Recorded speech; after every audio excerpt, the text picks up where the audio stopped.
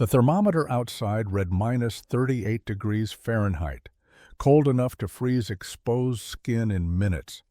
Inside Lars Eriksson's cabin, nestled within its massive wooden barn, the temperature held steady at 52 degrees with only a modest fire burning in the hearth. Before we dive in, let us know where you're watching from, and if stories like this move you, hit that subscribe button, because tomorrow's episode is even more unbelievable than this one. The winter of 1842 came to the Montana Territory with a brutality that old-timers would talk about for decades. By mid-January, the cold had already killed 3 men in the valley where Lars Eriksson had built his homestead. 2 froze in their cabins when their fires went out during multi-day blizzards. The third died, checking his trap lines, caught away from shelter when the temperature dropped 40 degrees in less than 3 hours. The surviving settlers knew these deaths weren't unusual. Winter in the northern Rockies killed people with mechanical efficiency. What made that particular winter remarkable wasn't the cold itself, but what it revealed about how most people were surviving it wrong. Lars Eriksson sat in his cabin on the morning of January 18, 1842, watching frost patterns form on his small window. Outside, the world was white and hostile. Snow had been falling for 2 days straight, adding another foot to the 3 feet already on the ground. The wind howled across the valley with a sound like distant wolves, driving the temperature down past anything the crude thermometer outside his barn could measure. Inside his cabin, Lars wore a single wool shirt and felt comfortable. The fire in his small stone hearth was modest, barely a quarter of the wood consumption his neighbors were burning through to stay alive. Yet his interior temperature remained steady, hovering just above 50 degrees Fahrenheit, warm enough to work, warm enough to sleep without heavy blankets, warm enough to survive indefinitely. The secret wasn't visible from outside. To anyone riding past Lars's homestead, and nobody was riding anywhere in weather like this, the property looked strange but not obviously innovative. There was a large barn, bigger than most settlers built, constructed from heavy timbers with unusual care. The barn had massive double doors facing south, currently closed against the wind and snow. Smoke rose from a chimney, but the chimney emerged from inside the barn rather than from a separate structure. Most people who had seen the property during construction assumed Lars was living temporarily in his barn while he prepared to build a proper cabin. That assumption was partly correct and entirely wrong. Lars had built a cabin. It was inside the barn. The cabin was small, efficient, and positioned with 8 to 10 feet of clear space on all sides between its walls and the interior walls of the barn that surrounded it. That empty space, that gap, filled with nothing but air, was saving his life. While his neighbors burned through their winter wood supplies, fighting losing battles against cold that seeped through every crack and gap in their log walls, Lars sat in comfortable warmth, protected by the simplest and most overlooked insulator known to man. Still air, trapped, unmoving, dead air that held heat like a blanket made of nothing. His neighbors had mocked him when he built it. They had called it wasteful, ridiculous, the work of a man who didn't understand frontier efficiency. By January of 1842, some of them were starting to wonder if maybe Lars understood something they didn't. The obsession that drove Lars to build his impossible structure began 1 year earlier, in the winter of 1841. That winter hadn't been as severe as the one that followed, but it had been cold enough to kill, and it had killed someone Lars cared about. His hunting partner, Thomas Reinhardt, a German immigrant who had come west 3 years before Lars, froze to death inside his own cabin during a 3-day blizzard in late February. The tragedy wasn't dramatic or sudden.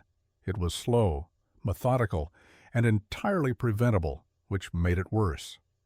Thomas had run out of firewood on the second day of the storm. His cabin, built using standard frontier construction methods, couldn't hold heat without a constant fire. The temperature inside dropped steadily as the storm raged outside. By the third day, when the wind finally stopped and Lars could make his way through the snow to check on his friend, Thomas was dead, curled under every blanket he owned, frozen solid in his own bed. Lars had helped build that cabin. He had used the same techniques every settler used, the same methods passed down from previous generations of frontiersmen: notched logs, mud and moss chinking, a stone fireplace, heavy door, small window. It was solid construction by any standard measure. It should have been enough, but it wasn't. Thomas had simply run out of fuel to feed the fire, and without that constant flame, the cabin became a wooden box that did almost nothing to protect its occupant from the killing cold outside. Lars buried Thomas when the ground thawed in April. He marked the grave with stones and spent the summer thinking about what had happened. Not just thinking, obsessing. Most men would have accepted the tragedy as part of frontier life, an unfortunate but not unusual death, the kind of risk everyone took when they chose to live in the mountains. Lars couldn't let it go. He kept returning to a simple question. Why did frontier cabins require constant fire to stay warm? The answer seemed obvious at first, because it was cold outside and warm inside, and heat naturally moved from warm to cold until everything reached the same temperature. But that answer wasn't complete. Heat moved, yes, but how did it move? Through what paths? At what rate? Could those paths be blocked or slowed? Lars wasn't an educated man. He had come to America from Norway at age 16, worked various jobs for 8 years, and moved west to trap and hunt when he was 24.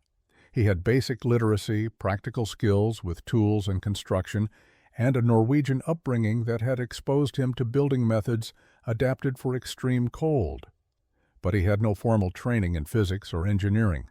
What he did have was a dead friend, a guilty conscience, and an entire summer to think about how to build shelter that worked differently than what everyone else was building. Lars spent the summer and fall of 1841 studying cabins, not building them, studying them. He visited other homesteads in the valley, looked at abandoned structures, and paid careful attention to his own small cabin where he had lived for 2 years. He was looking for patterns in how cabins failed to hold heat. The first and most obvious problem was chinking. Every settler packed the gaps between logs with some mixture of mud, moss, clay, and whatever else was available. The chinking worked for a few months, sometimes a full season. Then it dried, cracked, and fell out. Wind blew through the gaps. Cold air poured in. Warm air escaped. Rechinking was constant maintenance, and even fresh chinking wasn't airtight. Lars calculated roughly that the gaps in a typical cabin's chinking represented several square feet of open holes to the outside, equivalent to leaving a window open all winter. The second problem was the logs themselves. Wood was a decent insulator compared to stone or metal, but a log wall was still only 8 to 12 inches thick. In extreme cold, that wasn't enough. Heat moved through the wood from inside to outside through simple conduction. You could feel it if you placed your hand on an interior wall during bitter cold. The wood was cold to the touch because heat was flowing through it constantly, escaping to the frigid air outside. Thicker logs would help, but only marginally. A 16-inch log wall would be better than a 12-inch wall, but not twice as good. And cutting, moving, and fitting logs that thick would be nearly impossible for one man working alone. The third problem was radiant heat loss. This one took Lars longer to understand because it was less visible than gaps in chinking or thin walls. But he noticed that even on calm, windless nights when his chinking was fresh and gaps were minimal, his cabin still lost heat at a rate that required constant fire feeding. He realized that heat was radiating away from the warm cabin walls into the cold night air, just like how you could feel warmth radiating from a fire even without touching it. The cabin walls were warm, the outside air was cold, and heat radiated from the warm surface until it dissipated into the vastness of the frozen atmosphere. No amount of chinking or thicker logs would stop radiant heat loss. It was fundamental physics. Lars spent weeks thinking about these three problems: infiltration through gaps, conduction through walls, and radiation from surfaces. Every cabin in the territory suffered from all three simultaneously. The only solution anyone knew was to burn more wood, maintain hotter fires, and accept that winter meant constant fuel consumption and constant fire tending. If you ran out of wood or couldn't maintain your fire, you died. Thomas had proven that, but Lars kept thinking there had to be a different approach. The idea came to Lars in late November of 1841, and it came from an unexpected source. He had built a small barn the previous summer to shelter his 2 horses and store hay. The barn was simple, just 4 walls and a roof, with gaps between the wall boards for ventilation. It wasn't meant to be warm, just to provide wind protection and keep hay dry. But Lars noticed something odd during the first cold snap of winter. When he went into the barn in the morning to feed the horses, the interior was noticeably warmer than the outside air. Not warm by any human comfort standard, but measurably warmer. Maybe 10 degrees difference. The barn had gaps in its walls. It had no fire. The horses produced some body heat, but not much. Yet somehow the barn interior was warmer than the world outside. Lars spent several days thinking about why. The barn blocked wind, which helped. But his cabin also blocked wind, and it still required constant fire. The barn had a large volume of air inside it. That air couldn't circulate freely to the outside because, despite the ventilation gaps, most of the barn's envelope was solid boards. The air inside was trapped, mostly still, and that still air was acting as an insulator. The horses' minimal body heat, combined with slight solar heating during the day, warmed that trapped air a few degrees. The warmed air stayed trapped because it couldn't easily escape. The process was passive, requiring no fire or effort, just trapped air doing what trapped air does naturally, insulating whatever is inside it from whatever is outside. Lars had a sudden thought that seemed crazy even to him. What if he built a cabin inside a barn? Not just temporarily while constructing a proper cabin, but permanently. A small, tight, well-built cabin positioned in the center of a larger barn structure. The barn would trap a huge volume of air around the cabin. That air would be warmer than the outside air because it was trapped and sheltered. The cabin sitting in that warmer air would lose less heat. It would need less fire. Maybe significantly less fire. Maybe little enough fire that running out of wood wouldn't be a death sentence. The idea violated everything Lars knew about frontier construction efficiency. You built structures as small as possible to minimize material and labor. Building 2 structures, one inside the other, was wasteful by definition. The labor would be enormous. The wood consumption would be double. But Lars couldn't stop thinking about Thomas frozen in his bed, killed by a construction method that everyone used because it was traditional and efficient. Maybe efficiency was the wrong goal. Maybe survival should be the goal, and if survival required building something that seemed wasteful, then waste was actually investment. Lars began planning in December of 1841, but he couldn't start building until spring. Winter construction in the Montana Territory was nearly impossible. The ground was frozen solid, making it difficult to set foundation elements. Snow made timber harvesting dangerous and exhausting. The cold itself made physical labor brutal and tools brittle. So Lars spent the winter months doing something more valuable than building. He planned every detail of what he would construct when the snow melted. He sketched rough diagrams on pieces of bark using charcoal from his fire. He calculated dimensions, estimated timber quantities, and thought through construction sequences. By the time the first thaw came in late March of 1842, Lars had a complete mental blueprint of his impossible structure. The first task was selecting the building site. Lars owned 160 acres of valley land with creek access and timber coverage. His current cabin sat near the creek for water convenience, the same location most settlers chose. But Lars planned to build his new structure on higher ground, about 50 yards from the creek on a slight rise that provided drainage and sight lines. The location meant hauling water uphill daily, but it also meant his structure would never flood during spring runoff, and he would be able to see anyone or anything approaching from a distance. Security and dry foundation were worth the inconvenience of water hauling. The second task was timber harvesting, and this was where the scale of Lars's ambition became visible. A standard frontier cabin required 40 to 50 logs depending on size. Lars needed logs for a barn 30 feet by 40 feet, plus logs for a cabin 16 feet by 20 feet inside the barn. He estimated he needed at least 120 suitable logs, plus additional timber for roof framing, door construction, and interior elements. That represented hundreds of hours of felling, limbing, hauling, and preparing. Most men worked in pairs for cabin construction, sharing the immense labor. Lars would be working alone. He accepted that the project would consume his entire summer and likely extend into fall. Lars began felling trees in early April. He selected standing dead pine and spruce when possible. Dead trees were seasoned, lighter to move, and less likely to warp as they dried. He avoided green timber except when necessary for specific structural elements that needed flexibility.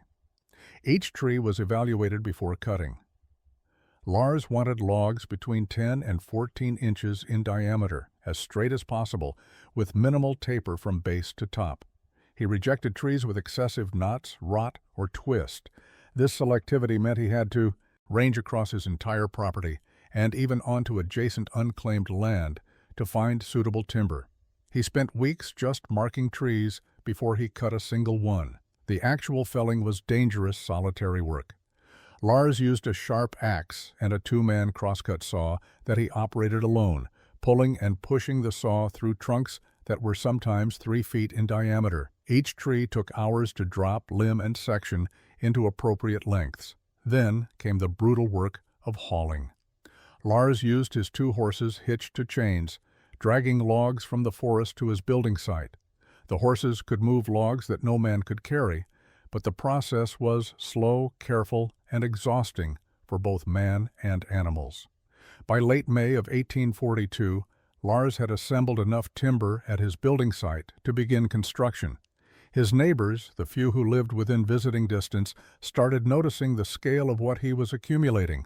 A trapper named Joseph Miller rode by in early June and stopped to talk.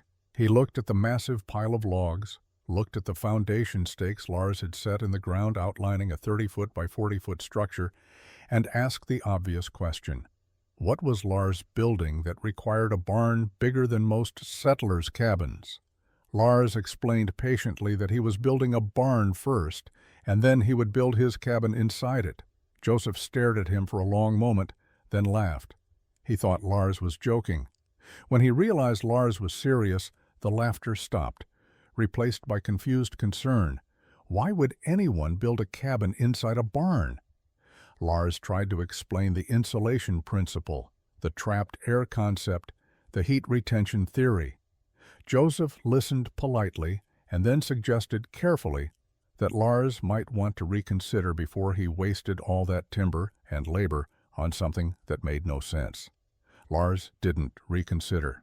He began building the barn using techniques he had learned in Norway and adapted for local materials. The foundation was rock-lined trenches filled with gravel for drainage.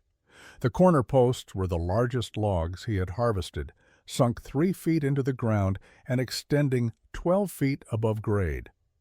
These posts would carry the roof load and provide structural stability. Between the corner posts, Lars constructed walls from horizontal logs, notched and fitted with care. He didn't strip the bark on these outer logs. Bark provided minor additional insulation and weather protection, and since this was a barn, not a finished cabin, aesthetic concerns were minimal. What mattered was creating a solid envelope that would block wind and trap air. The barn walls went up through June and into July. Lars worked alone, using a ramp system to lift heavy logs into place as the walls grew higher. The process was slow and physically demanding. Each log had to be measured, notched, lifted, positioned, and secured. Lars used wooden pegs driven through pre-drilled holes to pin logs together at intervals, adding structural rigidity beyond what the notches provided. By mid-July, the barn walls were complete, standing 12 feet high at the eaves with a peaked roof frame rising another 6 feet to the ridge. The structure was massive by frontier standards. It dominated the building site, visible from a mile away. The roof construction took another 3 weeks. Lars built a sturdy frame using ridge poles and rafters, then covered it with split planks. Over the planks, he laid overlapping sections of bark for waterproofing, and over the bark, he spread a layer of sod. The roof was heavy, but the robust wall structure supported it easily. By early August, the barn was complete and weatherproof. Lars had built massive double doors on the south side, hung on iron hinges he had purchased in town the previous year. The doors could swing wide enough to drive a wagon through, though Lars had no wagon. With the barn complete, Lars turned his attention to the structure that would actually keep him alive. Inside the cavernous barn interior, he laid out the dimensions of his cabin. 16 feet by 20 feet, positioned carefully so that 8 to 10 feet of clear space existed between every cabin wall and the nearest barn wall. The positioning wasn't random. Lars wanted maximum air gap volume around the cabin, but he also wanted the cabin centered to prevent any direct thermal bridging where the cabin might touch or come too close to the barn walls. The air gap had to be complete, uninterrupted, and substantial. That trapped air was the entire point of this elaborate construction. Lars began the cabin foundation in mid-August. Unlike the barn, which sat on rock-lined trenches, the cabin required something more substantial. He dug a shallow perimeter and filled it with carefully fitted stones, creating a level base that lifted the cabin floor 8 inches above the barn's dirt floor. This elevation provided underfloor air circulation and prevented ground moisture from wicking into the cabin logs. The foundation work took a week, but it was critical. This cabin had to last decades, not just seasons. The cabin logs were different from the barn timber. Lars had reserved his best logs for this inner structure. Each one was straight, uniform in diameter, and carefully stripped of all bark. He used his draw knife to smooth the contact surfaces where logs would stack against each other, creating tight fits that minimized gaps. The corners used dovetail notches, more time-consuming than simple saddle notches, but creating stronger, tighter joints. Lars worked with obsessive precision. Every log was tested for fit before final placement. Any gap larger than a 1/4 inch was unacceptable and required additional shaping. The cabin walls rose slowly through late August and into September. Unlike the barn, which had been visible to anyone passing by, the cabin construction was hidden inside the barn structure. Lars worked in the sheltered interior, protected from rain and wind. The barn became his workshop, and the isolation was welcome. He didn't want visitors questioning his methods or offering advice based on conventional wisdom. He was building something unconventional, and he needed to focus without distraction. Between each cabin log, Lars packed a chinking mixture he had developed through experimentation. Clay formed the base, mixed with dried grass for binding and pine pitch for waterproofing. The mixture was labor-intensive to prepare, but created a seal far superior to standard mud and moss chinking. Lars applied it carefully, packing every gap completely. He knew this cabin would need to be as airtight as possible. Any air leaking directly from cabin interior to barn interior would reduce the efficiency of his thermal buffer system. By late September, the cabin walls stood complete. Lars built a stone fireplace in the northwest corner, using river stones carefully selected for their flat surfaces and heat resistance. The chimney extended up through the cabin roof and then through the barn roof above, requiring careful flashing to prevent leaks. The fireplace was small, designed for efficiency rather than heating a large space. The space between the cabin walls and the barn walls was the heart of Lars's innovation, but it wasn't simply empty volume. Lars had thought carefully about how that space needed to function. The air trapped in that gap would act as insulation only if it remained relatively still. Moving air, circulating air, carried heat away through convection. Still air held heat in place. Lars needed to create conditions where the air in the gap would stratify naturally, with warmer air rising and cooler air sinking, but without creating strong circulation currents that would pump heat out of the system. The distance he had chosen, 8 to 10 feet, was based on observations from his barn experiments the previous winter and childhood memories of Norwegian construction techniques. In Norway, some of the older farmhouses in the coldest regions used double-wall construction on a smaller scale, an exterior wall and an interior wall with a gap between them, usually 2 to 3 feet. The gap was sometimes filled with sawdust or left empty as an air space. Lars had seen these buildings as a boy and remembered that they stayed warmer than single-wall structures. He was applying the same principle but scaling it up dramatically. Instead of a 2-foot gap, he had 8 to 10 feet. Instead of filling it with sawdust, he was using pure air. The volume of air in his barn around the cabin was enormous, roughly calculated at over 5,000 cubic feet. That mass of air would take hours to cool once warmed, and it would warm passively from solar heating of the barn during the day and from heat escaping the cabin. Lars also designed specific features to control how the air gap functioned. Near the peak of the barn roof, he had built small ventilation shutters that could be opened or closed from inside the barn. These shutters served a counterintuitive purpose. In extreme cold, they would be closed, trapping all air inside. But in moderate weather or during the day when sun warmed the barn excessively, Lars could open them slightly to release the hottest air and prevent the barn interior from becoming uncomfortably warm. This gave him control over the thermal environment. Most frontier structures had no temperature control beyond fire size. Lars was building a system that could be tuned and adjusted. The cabin itself had no direct openings to the barn interior except the door. No windows on the barn-facing walls, no ventilation holes, nothing that would allow cabin air to mix with barn air.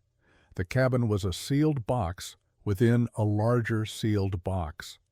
Heat escaping the cabin would warm the barn interior air. That warmed air would reduce the temperature differential between cabin walls and surrounding air, which would slow heat loss from the cabin. The slower heat loss meant less fire needed, which meant less wood consumption, which meant longer survival if wood supplies ran low. The physics were simple once Lars understood them, but implementing them required construction precision that went far beyond typical frontier building standards. The entry system Lars designed was as critical as the air gap itself.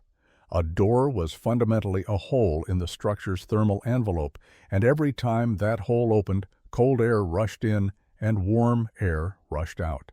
Standard cabins had single doors that opened directly from outside to interior. Every entry during winter meant a blast of freezing air invading the living space, dropping interior temperature, and requiring more fire to compensate. Lars needed to eliminate that direct connection between outside cold and inside warmth. His solution was an airlock system, though he didn't use that term. He simply understood that if he put two doors in series with space between them, he could minimize cold air infiltration. The barn's massive double doors faced south to maximize solar gain during winter. They were hung on heavy iron hinges and could be secured from inside with a thick wooden beam that dropped into iron brackets. These doors were the first barrier against the outside world. They were solid, well-fitted, and designed to block wind and snow. But they weren't airtight, and they didn't need to be. Their job was to create a sheltered zone just inside the barn where temperature would be warmer than outside, but colder than the barn interior.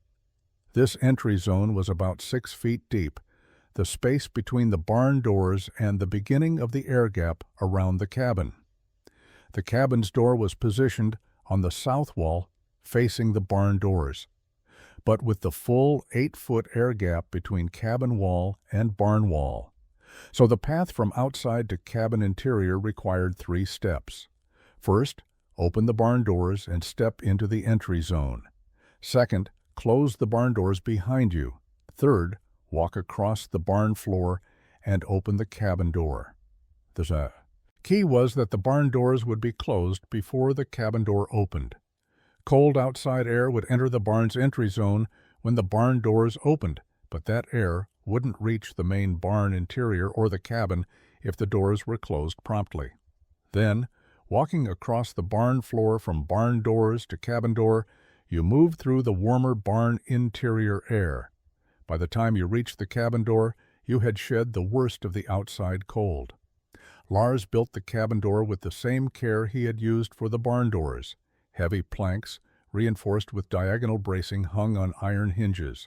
The door was thick, tight-fitting, and equipped with a sturdy locking bar on the interior. Weather stripping around the frame was made from leather strips Lars had cut and tanned himself, creating a seal that blocked drafts when the door was closed. The cabin door was the final barrier, the last defense against cold. It had to be as close to airtight as frontier construction methods allowed. The system worked exactly as Lars had envisioned. To enter his cabin from outside in winter, he would open the barn doors, step inside, close the barn doors, cross the barn floor, open the cabin door, step into the cabin, and close the cabin door.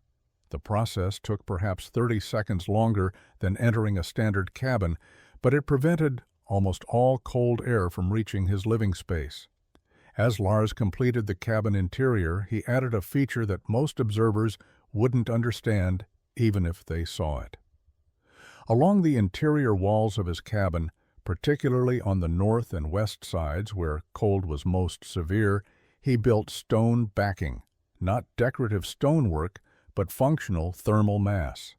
He gathered river stones, hundreds of them, and stacked them against the interior cabin walls from floor to about 4 feet high. The stones weren't mortared, just carefully stacked and fitted. Then he built a secondary interior wall of thin planks about 4 inches in front of the stone stacks, creating a gap between the stones and the cabin's living space.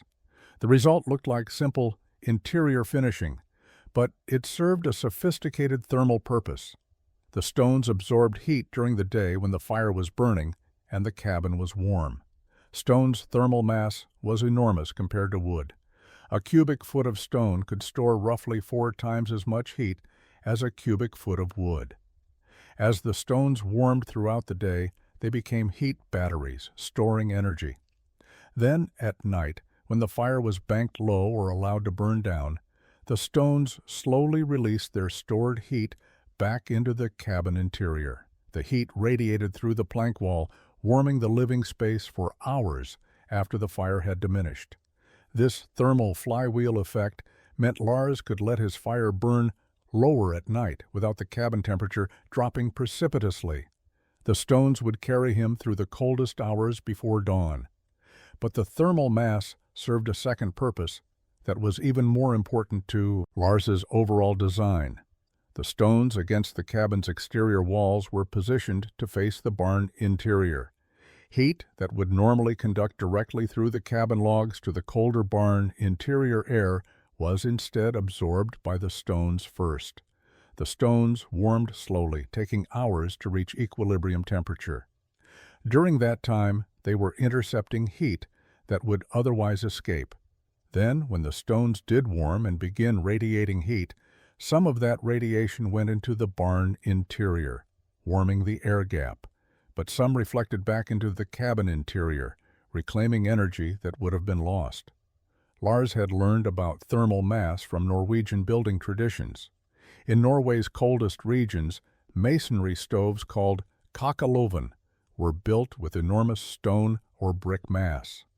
A fire burned in the stove for a few hours, heating the masonry to extreme temperatures. Then the fire was extinguished and the masonry radiated heat for 12 to 18 hours, keeping homes warm overnight with no active fire.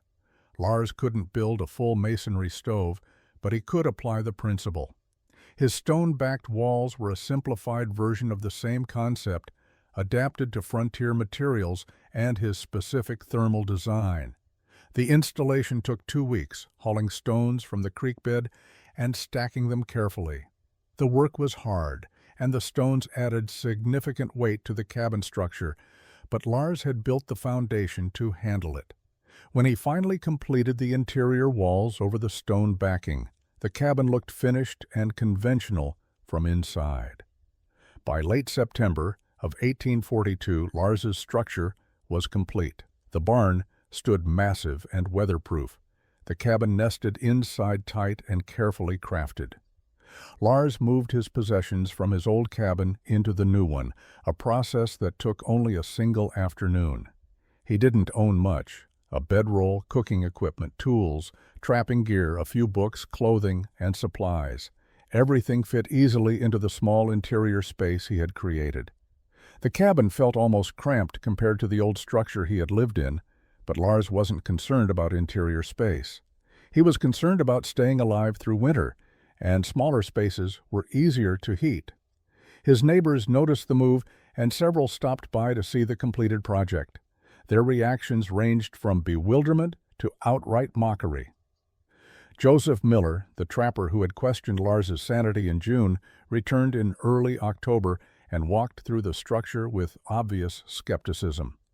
He examined the barn, looked at the tiny cabin inside, and couldn't understand the point.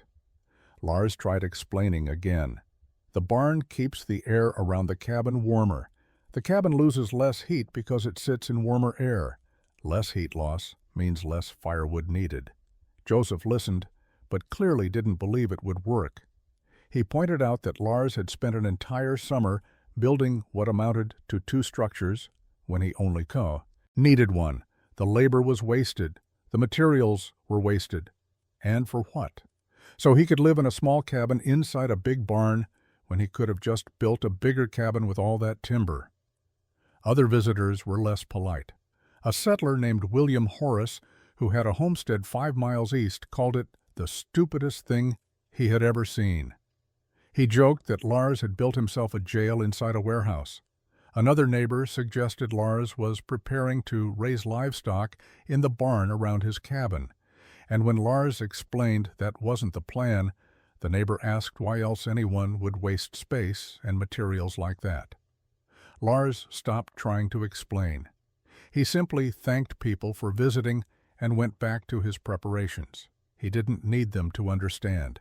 He needed the design to work. Through October and into November, Lars stocked firewood. This was the critical test. If his thermal design worked, he would need significantly less wood than a standard cabin required. But if it failed, if he had miscalculated or misunderstood the physics, he would be trapped in an elaborate structure that didn't function any better than a simple cabin. He cut and stacked what he estimated was half the wood he had burned the previous winter. Other settlers stocked enough wood to last 4 months of hard cold. Lars stocked enough for 2 months if his calculations were right. If they were wrong, he would run out of fuel by late January. The weather stayed mild through most of November, postponing the real test. Lars used the time to fine-tune details. He adjusted the leather weather stripping on doors. He checked chinking for any gaps he had missed. He tested his ventilation shutters, making sure they opened and closed smoothly. He arranged his interior efficiently, storing supplies and organizing his space. Everything was ready. Now he just needed winter to arrive. The first serious cold came on December 3rd, 1842. Lars woke to find the temperature had dropped overnight to somewhere near 10 degrees Fahrenheit. Snow had begun falling before dawn, and by mid-morning, several inches covered the ground. This wasn't the brutal deep cold that would come later, but it was cold enough to test his system. Lars built a small fire in his fireplace, using perhaps a third of the wood he would have burned in his old cabin on a morning like this. Then he waited to see what would happen. By noon, he had his first measurements. Lars had constructed crude thermometers using glass tubes partially filled with colored alcohol, sealed and marked with gradations. The principle was simple. Alcohol expanded when warm and contracted when cold. The level in the tube indicated temperature. He had one thermometer hanging outside the barn, one in the barn interior near the cabin wall, and one inside the cabin. The outside thermometer read approximately 12 degrees. The barn interior thermometer read 28 degrees. The cabin interior thermometer read 46 degrees. Lars studied the numbers carefully. The 16-degree difference between outside and barn interior was promising.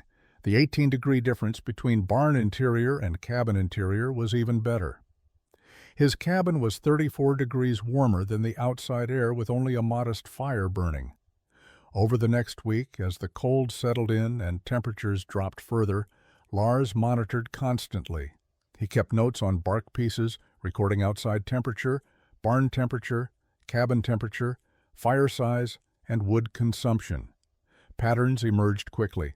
The barn interior stayed consistently 15 to 20 degrees warmer than outside, even with no direct heat source. The thermal mass from the barn structure itself, combined with minor solar heating during the day, kept the trapped air measurably warmer.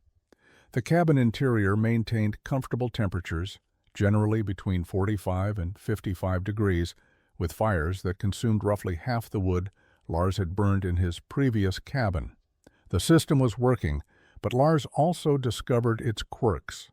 The barn interior temperature responded to outside temperature changes with a lag of several hours. When outside temperature dropped suddenly, the barn interior took 3 to 4 hours to follow. This thermal inertia was beneficial. It meant the cabin wasn't exposed to rapid temperature swings. When a cold front moved through, the cabin environment remained relatively stable while the barn's thermal mass buffered the change. Lars also noticed that on sunny winter days, even when outside air was bitterly cold, the barn interior warmed significantly. Solar radiation heated the barn's dark wood surfaces, which warmed the air inside. This passive solar gain was unintentional but welcome.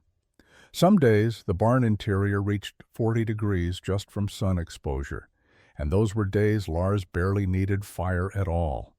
The double-door system proved essential. Lars experimented with different entry procedures and found that closing the barn doors before opening the cabin door was critical. Deep winter arrived in early January of 1843. This was the cold that killed, the sustained bitter temperatures that tested everything. On January 9th, the outside thermometer read minus 38 degrees Fahrenheit. Lars had never seen it that cold. The air itself seemed different at that temperature, thicker somehow, resistant to breathing. Frost formed instantly on any exposed skin. Metal tools left outside became dangerous to touch with bare hands. This was the cold that had killed Thomas 2 years earlier.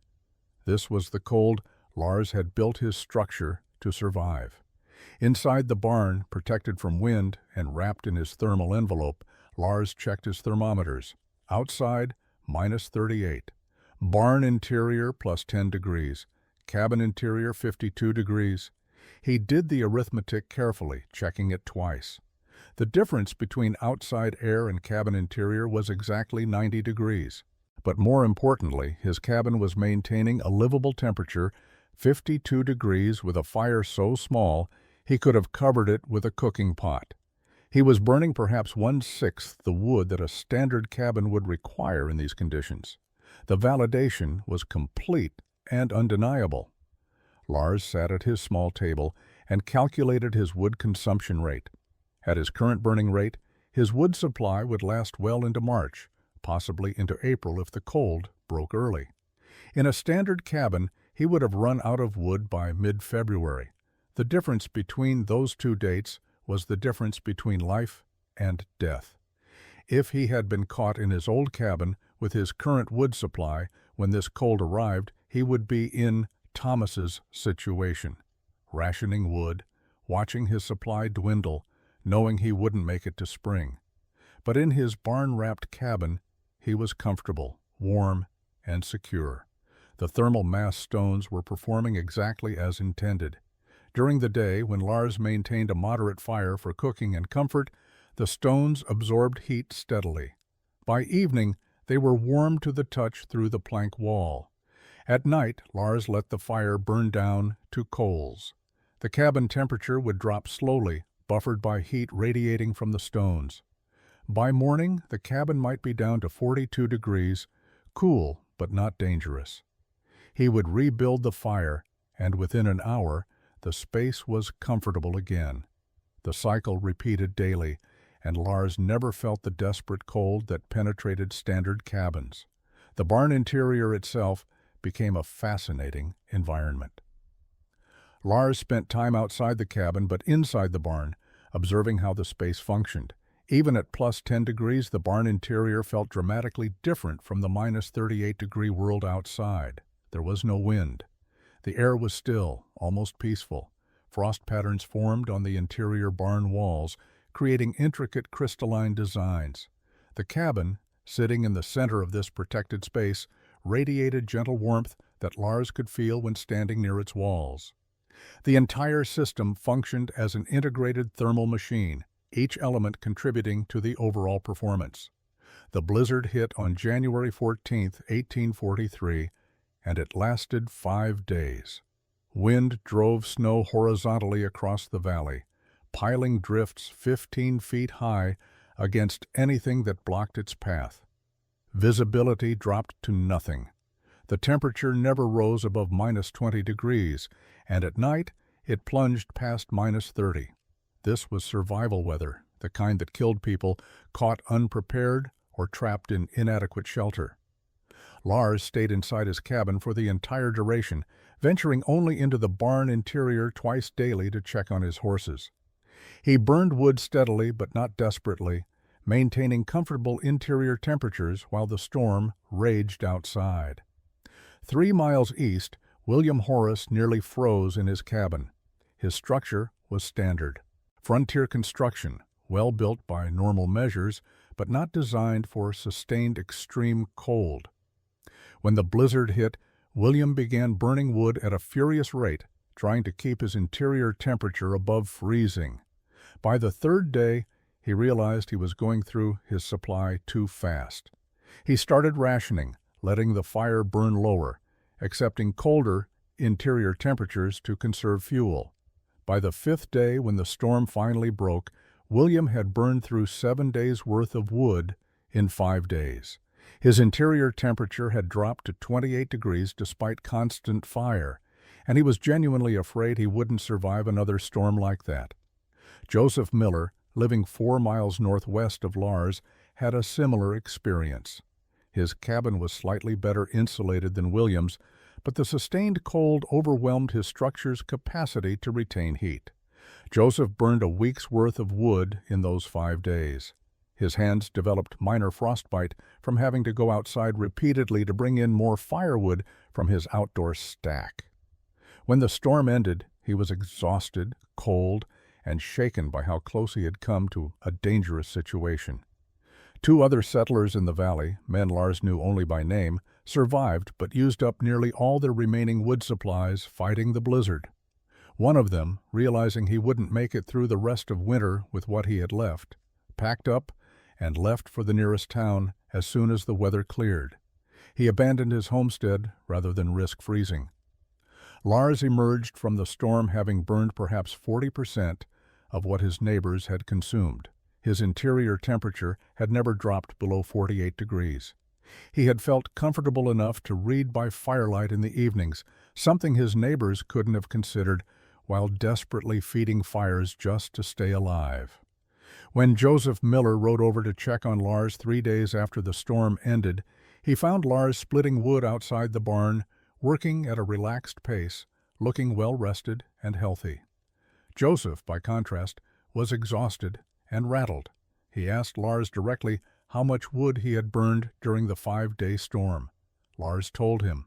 Joseph didn't believe it at first. Joseph asked to see inside the structure. Lars opened the barn doors and showed him the cabin sitting in its protective air gap. He explained again how the system worked, but this time Joseph was listening differently. He wasn't hearing theory anymore. He was hearing an explanation for why Lars looked comfortable and rested, while Joseph felt like he had barely survived. Word spread through the scattered settlement community slowly but inevitably. By late January, most of the homesteaders within 10 miles knew that Lars had survived the blizzard using half the wood consumption of standard cabins. Some remained skeptical, assuming Lars was exaggerating or that some other factor explained his success. But others, particularly those who had nearly run out of fuel during the storm, started asking serious questions. In early February, William Horace rode to Lars's homestead specifically to understand what Lars had built and how it worked. Lars walked William through the entire structure. He showed him the barn construction, explained the air gap dimensions, demonstrated the double door system, and described the thermal mass stones inside the cabin. William asked practical questions. How long did construction take? Where did Lars get the iron hardware? What did the complete project cost in materials and labor? Lars answered everything honestly. Yes, it took an entire summer. Yes, it required twice the timber of a standard cabin. Yes, the labor was enormous. But the result was a structure that would keep him alive through winters that killed men in normal cabins. William left thoughtful but uncommitted. The investment seemed too large, the concept too unconventional. But 3 weeks later, in late February, another cold snap hit, not as severe as the January blizzard, but cold enough to be dangerous. William burned through another week's worth of wood in 4 days. He realized his remaining supply wouldn't last until spring. He would have to choose between abandoning his homestead or risking death if another major storm arrived. He rode back to Lars's place in early March and asked if Lars would help him build a barn-wrapped cabin before the next winter. Lars agreed. He wasn't trying to profit from his innovation or establish some kind of frontier construction business. He was simply willing to share knowledge that could save lives. Over the spring and summer of 1843, Lars spent several weeks helping William construct a barn-wrapped cabin on William's property. The design was slightly different, adapted to William's specific site and available materials, but the core principles remained identical. Large barn, small cabin inside, substantial air gap, double-door entry system, thermal mass elements.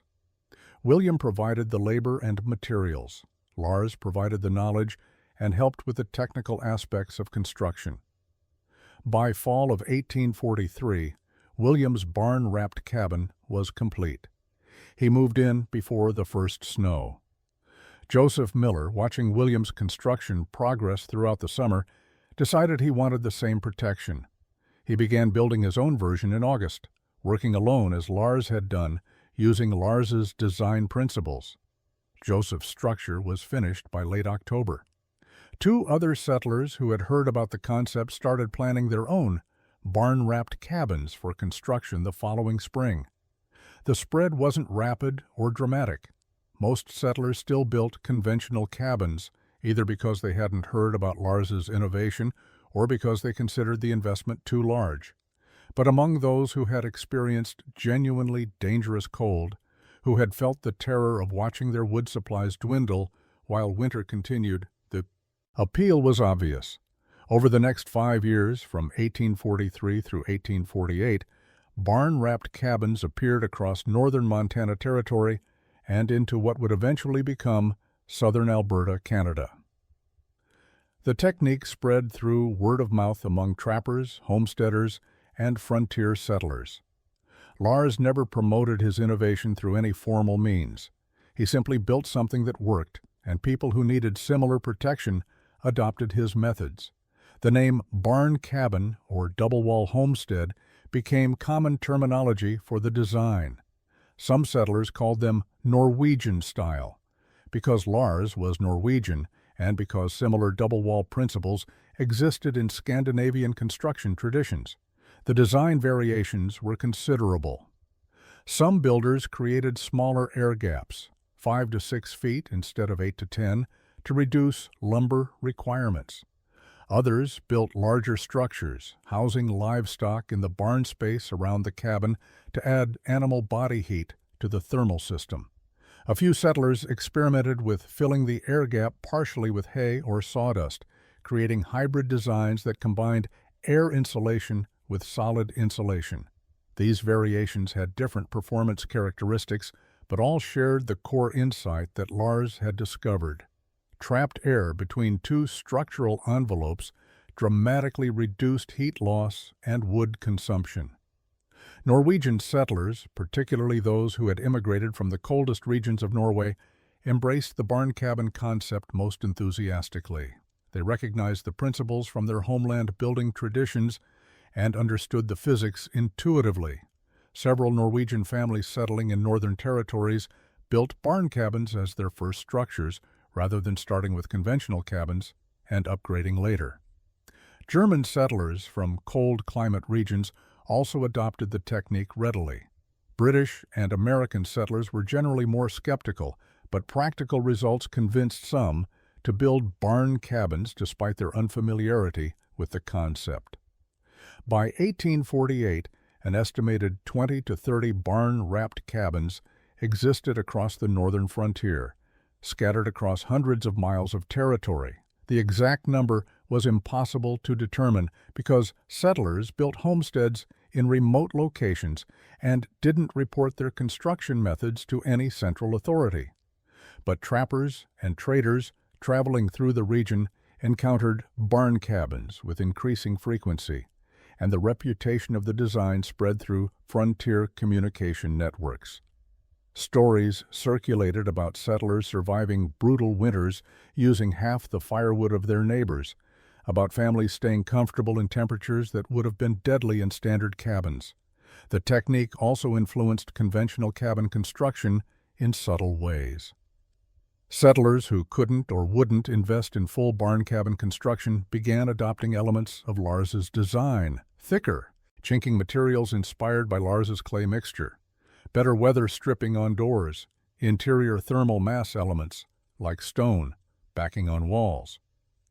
Double-door entry systems, where an outer storm door created a small airlock space. These incremental improvements didn't provide the dramatic performance gains of complete barn cabin construction, but they helped, and they saved wood and lives on the margins. Lars Eriksson lived in his barn-wrapped cabin for 25 years. He married in 1847 a widow named Ingrid Halvorsen, who had lost her husband to pneumonia the previous winter. Ingrid had 2 young children from her first marriage, and Lars became a father to them.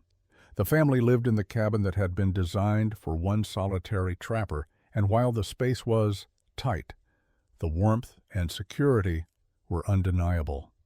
Ingrid, who had spent winters in a standard cabin shivering under blankets while her first husband burned through wood supplies desperately, immediately appreciated what Lars had built.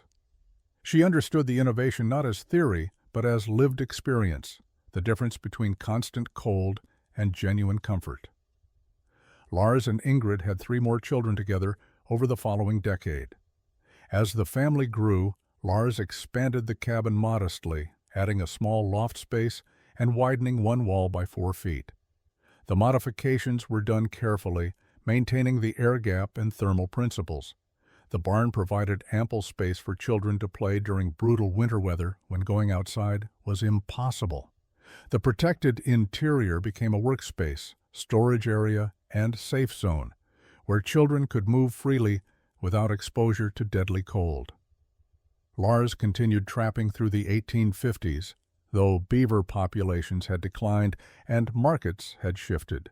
He supplemented trapping income with occasional carpentry work, helping other settlers build structures. He never charged specifically for sharing his barn cabin knowledge, but settlers who wanted his expertise naturally hired him for the construction work, and he was paid fairly for his labor.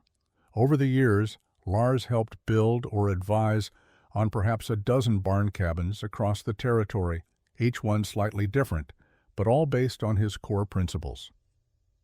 In 1867, at age 58, Lars died from injuries sustained when a horse kicked him while he was shoeing it in the barn. The death was sudden and unexpected. He was buried on his property on a hillside overlooking the valley where he had lived for 3 decades. Ingrid and the children continued living in the barn cabin for another 8 years before eventually moving to a larger town where the younger children could attend school. They sold the property to a young couple newly arrived from Minnesota. The structure stood for decades beyond Lars's lifetime. The new owners maintained it well, understanding its value. By the 1880s, when the property changed hands again, the barn showed wear, but remained structurally sound. The cabin interior was still tight and functional. In the 1900s, as settlement patterns changed and new construction methods arrived, the property was eventually abandoned. But even into the 1920s, travelers reported seeing the old barn still standing, weathered but intact, a testament to construction quality that far exceeded normal frontier standards. The cabin inside had finally collapsed from neglect, but the barn that had protected it for so many decades remained. The story of Lars Eriksson's barn-wrapped cabin teaches a principle that extends far beyond frontier construction. Innovation often comes not from fighting harder against a problem, but from understanding the problem differently and designing systems that make the fight unnecessary. Lars didn't defeat winter cold by burning more wood than his neighbors. He defeated it by building a structure that needed less wood because it lost less heat. The distinction is fundamental. One approach exhausts resources fighting an endless battle. The other approach changes the conditions of the battle itself. Frontier culture in the 1840s emphasized toughness, endurance, and direct confrontation with hardship. Real men survived through strength and will, burning through wood supplies, enduring cold, accepting risk as the price of freedom. Lars's innovation challenged that cultural narrative. He proposed that intelligence and careful engineering could provide better protection than toughness alone. The mockery he faced initially reflected cultural resistance to that idea. Building a cabin inside a barn looked weak, overcomplicated, the work of someone afraid to face winter directly. But Lars proved that engineering wasn't weakness. It was wisdom. The physics Lars utilized were straightforward once understood, but not obvious without careful observation. Air is an excellent insulator when trapped and still, but a terrible insulator when moving. Standard cabins had thin walls and multiple air leakage points. Every gap, crack, and poorly fitted joint allowed air movement that carried heat away through convection.